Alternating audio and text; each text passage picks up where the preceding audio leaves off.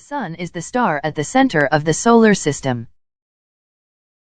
The Sun accounts for 99.86% of the mass in the solar system.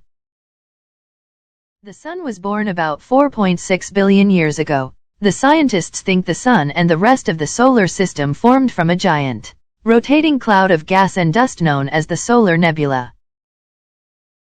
Just like most other stars, the Sun is made up of hydrogen, followed by helium. Nearly all the remaining matter consists of 7 other elements: oxygen, carbon, neon, nitrogen, magnesium, iron, and silicon. For every 1 million atoms of hydrogen in the Sun there are 98,000 of helium, 850 of oxygen, 360 of carbon, 120 of neon, 110 of nitrogen, 40 of magnesium, 35 of iron, and 35 of silicon.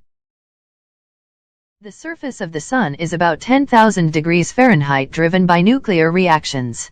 The Sun is one of more than 100 billion stars in the Milky Way. The Sun accounts for 99.86% of the mass in the solar system.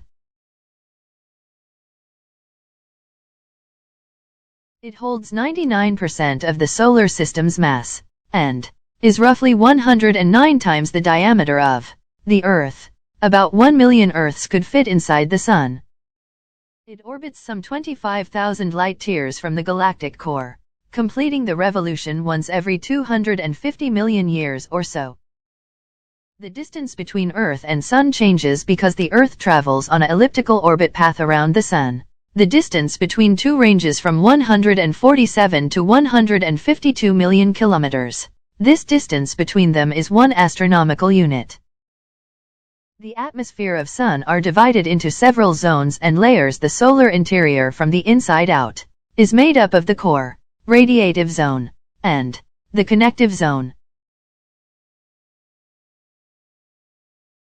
The number of sunspots varies as solar magnetic activity does. The change in this number from minimum of none to a maximum of roughly 250 sunspots or clusters of sunspots.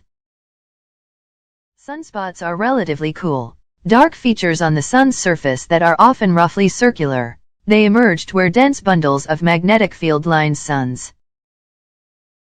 The Sun will continue to burn for about 130 million years after it burns through all of its hydrogen, instead of burning helium. During this time it will expand to such a size that it will engulf Mercury, Venus, and Earth.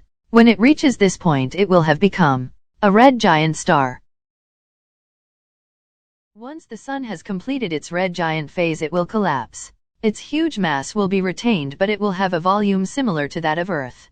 When that happens it will be known as a white dwarf. The Sun generates solar winds. These are ejections of plasma that originates in the layer of the Sun known as the corona, and they can travel through the solar system at up to 450 kilometers per second. The Aurora Borealis and Aurora Australis are caused by the interaction of solar winds with Earth's atmosphere. The Sun is halfway through its life at 4.5 billion years old. The Sun has burned off around half of its hydrogen stores, and has enough left to continue burning hydrogen for another 5 billion years. Currently the Sun is a yellow dwarf star.